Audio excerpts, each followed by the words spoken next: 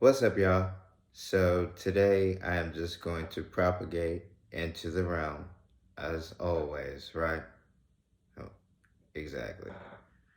So, what are we going to talk about today? Well, it's going to be a little bit of crazy talk in here, so I have to give that disclaimer so that you're aware of what's about to take place. Now, let's begin.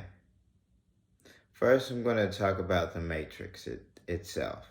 Because we got a lot of people out there who question, and I don't want people out there questioning life, questioning if I'm a matrix, if I'm a hologram, if this is a video game, why should I exist? Because you are a part of the one. You are part of the whole. You exist for a purpose.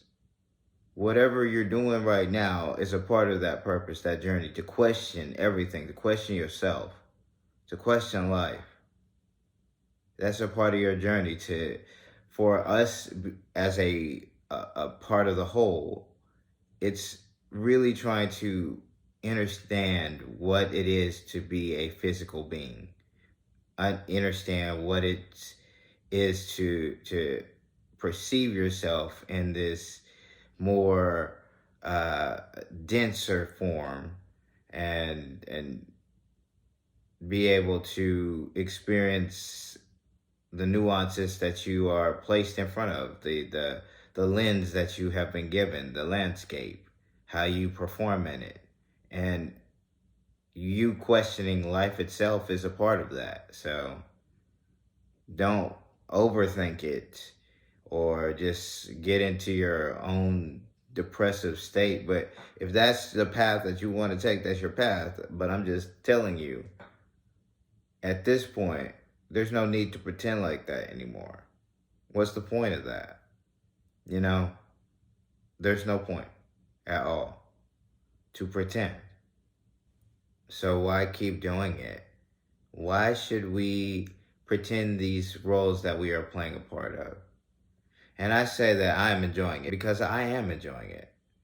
I mean, living my life, knowing everything that I know now, makes the life so much better, because it's like, wow, I was really lied to. I was really this naive. I was really this dumb. And I see that everyone around me, even older people who are older than me, they have been a part of either they're a part of the lie, they were just as naive, or they just didn't care. Or on the fringes, the people who actually did the inner work and actually woke up, kind of like Sun Ra. And if you don't know who Sun Ra is, you should really look him up. It's an interesting guy. Good morning, Mr. Ra. Let me introduce myself. My name's Curtis Rockwell. I work for NASA, designing guidance systems. Let me be blunt, Mr. Ra. I've got a wife and 7 kids, and if I don't get a job pretty soon, I'm afraid we're going to all be out in the street. We don't really have salaries in our dimension. We creators never receive anything for our work. I got to learn your methods? Synthesis, isotope teleportation, transmolecularization, frequency polarization, intergalactic realm of eternal darkness, intergalactic realm of eternal black darkness, white darkness. Oh, I see, Mr. Ra. Well, thank you very much. It's been nice. I really have another appointment. You are boring. Interesting reflection.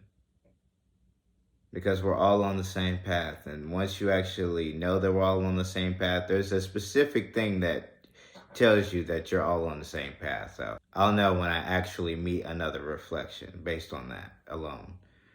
So with that, I have to bring you up to speed on where you are, where we find ourselves, so that you are aware of what to do, because at this point, it seems like a lot of people don't know what to do.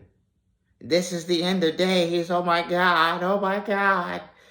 Look, you are in a test, okay? This is a test for this civilization. Every civilization prior to this one goes through it. This means something is preventing living things from climbing the staircase beyond the step we're on right now. Something that makes becoming a galactic civilization extremely hard, maybe impossible. This is the Great Filter, a challenge or danger so hard to overcome that it eliminates almost every species that encounters it. There are two scenarios. To see if you're worthy to go to the next level, the next phase of existence. It's really better, okay? Trust me. But you don't have to take my word for it, because no need for me to sell you on anything, because it's not my whole spew. Now, I just want to give you folks a hint, because it seems like people don't catch that hint. It's not about being fearful or destruction. What really counts in this test, and we really need to be at least close to 100% on the same boat, but I've gone through this a couple times, and this particular form, I've done this 2 other times prior, and we never got it those other 2 times. You know, it's okay. It's okay. But we can get there. We can get close. At least try to save as many as we possibly can. So at this point, what you really should do is do some inner work and come to the realization that we are all one. And there is no need to separate each other. There's no need for labeling. There's no need for any of this. And we need to actually start speaking more about spirituality, about the metaphysical side of things. Because a lot of this stuff science cannot explain, because science is just thought form. A thought form that was created to put on people to keep them from knowing what is. Here's an alternative. It's science. For years, they've been chasing the metaphysical. For years, they've been chasing the ether. But, Mickelson and Morley... I'm sorry, I'm getting off on a tangent, so let me calm myself down before I lose people. But, with that, we got away from the metaphysical side of things.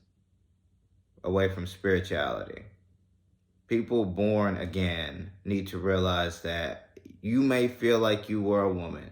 And I'm not knocking anyone, I'm just saying this is real stuff. Depending on how you died in your last form, if it was a specific way, you come back and your essence from that last form is stronger with this new form, this new vessel.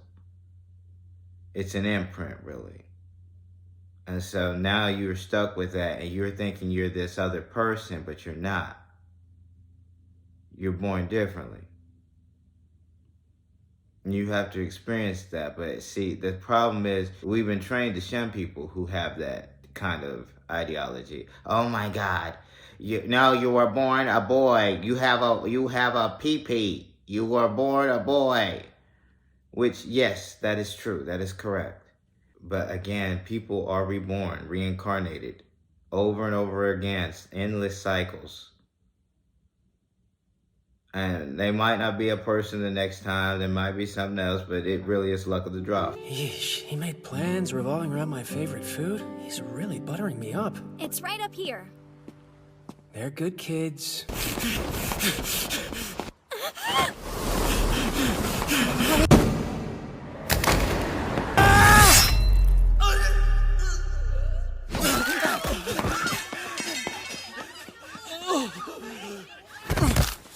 Hey, what's going on? Death by stabbing? What the hell? Calm down. You gotta man up, Tamra. Satoru! I'm gonna kick the bucket as a girlfriendless virgin. In my next life, I'm gonna go on the prowl. I'll hunt down all the ladies. Satoru!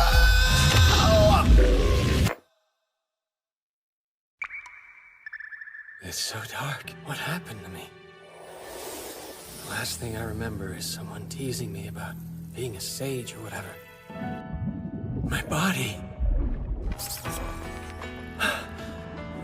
I can move. At least there's that. Is this really possible? Can it be that my totally real and not made up hot and muscular dude bod has now been streamlined into this small gelatinous form? No doubt.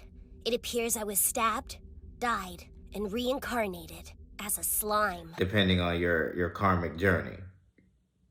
And it's intricate because there's levels, so many deep levels to this. Karmic journey, densities, the oscillatory fields. There's so much to this. And because we've been trained to separate a lot of this, it becomes noise. It's too much noise. And this is why I highlight that.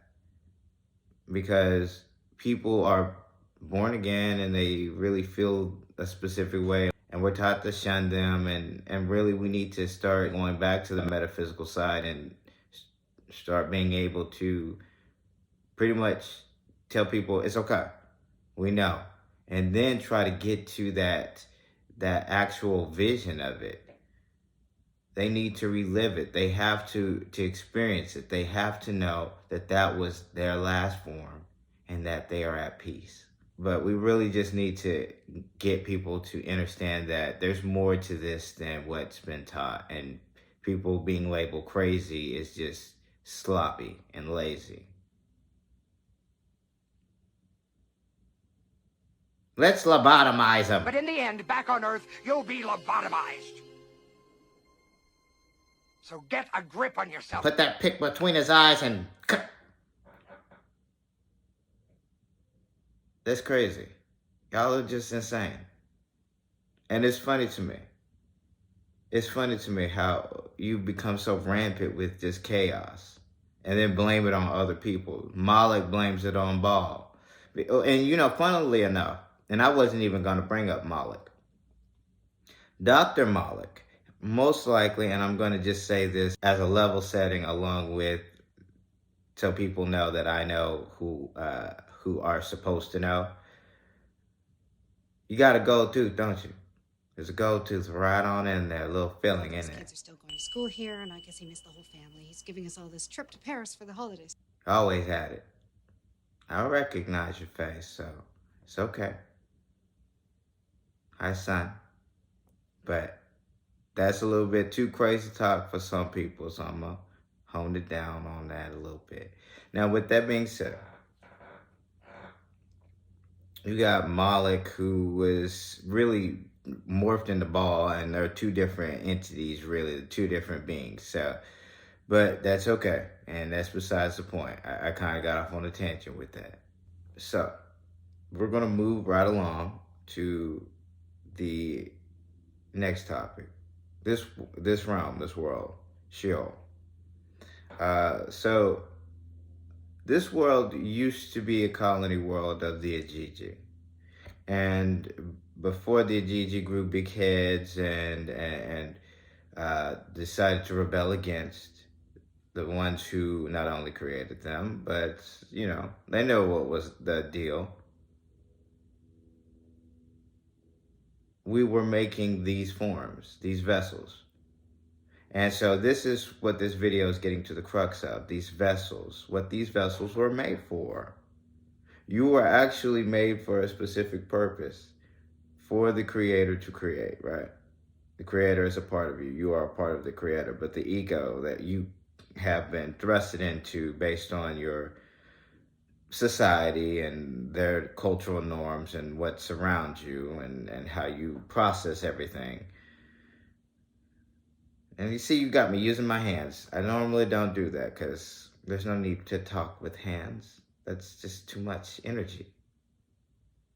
Giving way too much. I have enough to go around, so I don't need to use too much energy for this. So back to the story. Before the Ajiji met their fate, humans were being created. We needed a new form, a new vessel. And what that was for, it wasn't initially to mine gold. Because most people think that we needed you to mine gold because of the Nibiru's atmosphere, there's destruction in it. And I'm just like, do you know how easy it is to manipulate molecules? You can make gold. You don't even need, you can make gold from lead. I mean, honestly, come on, please. Please. Please, please, please, please, please. I mean, you just have to know molecular structures and oscillations and whatnot. But with that being said, This is why they don't really promote alchemy like that, because people can create a lot of things with alchemy. Who were the alchemists? Were they magicians concocting elixirs and potions? Were they occultist mystics with access to secret knowledge passed down from ancient times? Or were they charlatans, tricking gullible people into believing they could bestow riches and immortality for the right price? Well, none of the above, really, though all of those descriptions do carry a kernel of truth. Let's really be real here, people. We are pretending. And I know, and I'm not going to let y'all sit here and pretend in front of my face, because I remember. I know who I am. I am the I am. And I'm not going to let you sit up here as part of the I am and lie. Because I'm you. That's not going to happen. So that being said, everyone will drop the act in their own time. As for Dr. Moloch, I only highlight specific things about Dr. Moloch because he thought he could hide behind someone else's name, and that's just not right. Every chance I get, how's the leg? But with that being said, too much information, and people gonna be like, "Oh, this man crazy." So I'm not gonna push the envelope. So I'll leave you with this. I am still Michael, but I also go by MiKa'El. And there's a specific reason behind that. MiKa'El. MiKa'El. There's three things in there. MiKa'El. And then, if you really want another name to call me, I'll definitely accept Onwell, because that's a form I'm quite fond of. And since that's one of my primordial forms, and I speak in the aspect as if that is an egocentric identity that is specifically the primordial form, but that is a form that came from the crystalline entity, one of the very first. So it's like having the #1 edition. So I'm not going to really go deeply into that. I'll let you folks start putting 2 and 2 together on your own. And if I speak about it later, you'll get that as a treat for sure. So with that being said, one last thing. The Gigi. So there are some Gigi left, and they are on station.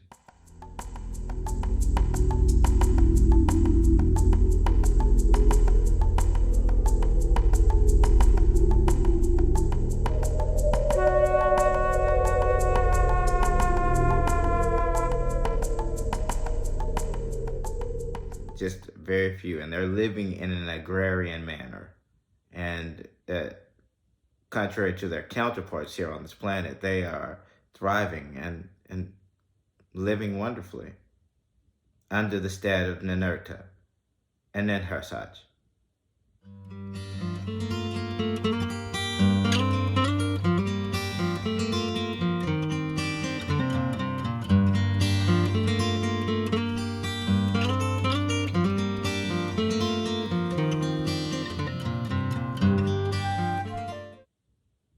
But, you know,